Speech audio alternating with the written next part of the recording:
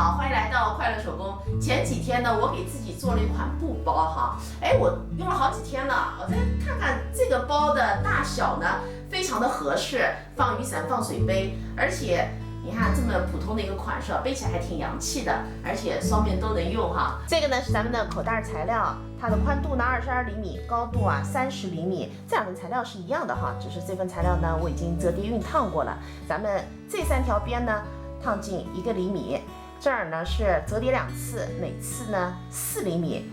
我们在这儿呢侧上一半雌雄贴，那这份的做法呢是一样的哈。这个呢是咱们的主体材料，大家看到的是已经对折过了哈，它的宽度呢是32厘米，长度64厘米。我在2份材料上边已经做了一个拉链口袋哈。我们把刚才做好的这口袋哈车在主体材料上面，我们搁上去，离对折线上来5厘米，中心线呢咱把对齐，车上这3条边，在相应的位置呢车上一半雌雄贴。2份材料呢做法是一样的。口袋车好以后呢，我们把材料对折，正面呢折在里边，2份材料是一样的哈。我们车上2个侧边，底部呢打上角。和大家说一下咱们打角的尺寸哈，从这个角尖量下来4厘米，咱们车一条线。这个呢是咱们包带的材料，长度啊是根据咱们的需要哈。我在中间呢烫了铺棉，咱们这铺棉的宽度呢是5厘米。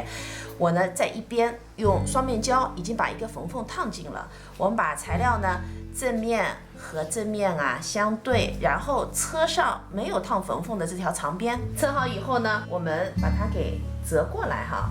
然后车上烫过缝缝的这条边，接下来呢，我们把包带给车上，包带的花色呢和咱们面料花色对应哈，然后搁在中间，车上2端，包带固定好以后呢，我们把另份材料翻到正面，把它给搁进去，侧边呢咱把它对齐，我们车一圈留一个反口，咱们把反口封上，包呢就做好了。